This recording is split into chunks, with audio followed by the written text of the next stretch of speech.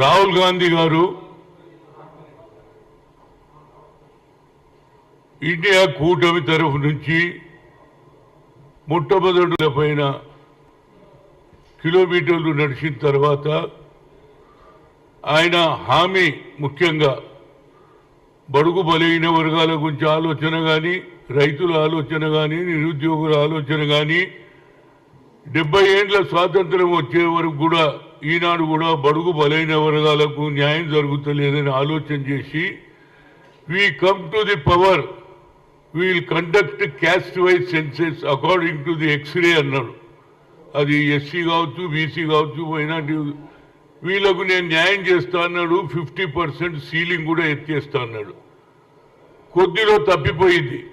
ఇంత మెజార్టీ వచ్చింది బహుశా 230 దానికా మాకు వచ్చినా వాళ్ళకు మెజార్టీ వచ్చింది. కానీ యావత్ భారతదేశంలో బడుగు బలైన వర్గాల వారు రాహుల్ గాంధీ నాయకత్వాన్ని బలపరచాలని ప్రయత్నం చేసి మెజార్టీ ఓట్లు తీసుకొచ్చారు. కానీ తుదిలో మూడోసారి కూడా నరేంద్ర మోడీకి అవకాశం వచ్చినా ఇవాళ ఆయన ఇండియా కూటమి అపోజిషన్ లీడర్గా అన్ని అర్హతలు ఉన్నాయి.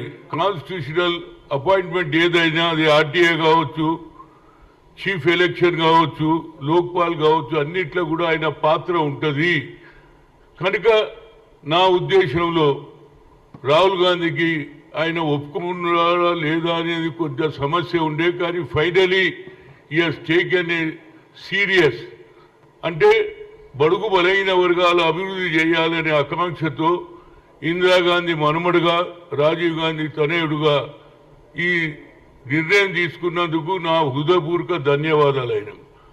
అది అంతేకాకుండా రేపు పార్లమెంటులో ప్రతి ఇష్యూలో బడుగు బలైన వర్గాల రేజ్ చేయడం, అదేవిధంగా పార్లమెంట్లో ఏ విధంగా గతంలో యూపీఏ చైర్పర్సన్ ఐఐటి ఐఐఎంలో రిజర్వేషన్ లేదని సుప్రీంకోర్టు కొట్టేస్తే సోనియా గాంధీ గారు మన్మోహన్ సింగ్ చెప్పి పార్లమెంట్లో బిల్లు పెడితే అన్ని రాజకీయ పార్టీలకు అతీతంగా మద్దతు ఇచ్చింది. కానీ కొన్ని వేల సంఖ్యలో IIT all India medical science డాక్టర్లు అవుతున్నారు.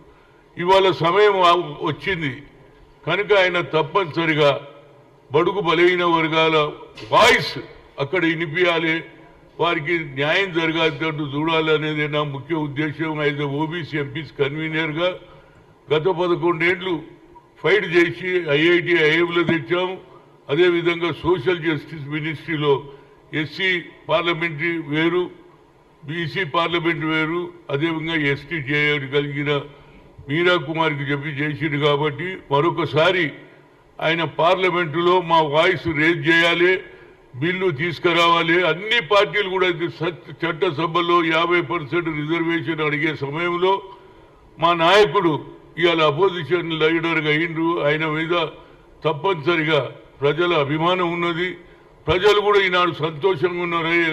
ఎట్టకేలకు నిన్న ఆయన ఓటు తీసుకున్నాక ఆయన ఎట్లయితే ఒప్పుకున్న తర్వాత అపోజిషన్ లీడర్గా ఎన్నిక ప్రభుత్వం తీసుకోవడం ఆయనకు అన్ని అవకాశాలు వస్తాయి. కాబట్టి మా ఇష్యూను తప్పనిసరిగా చేస్తే మేము కూడా అన్ని రాష్ట్రాలు తిరిగి తప్పనిసరిగా వారికి ఏదైతే మద్దతు తెలపడానికి రాజకీయాలకు అతీతంగా బీసీ జనాభా ఎక్కువ ఉన్నది, ఎస్సీలు ఉన్నారు, వీళ్ళందరూ కూడా సరి అయిన న్యాయం జరగాలనేదే నా ముఖ్య ఉద్దేశం.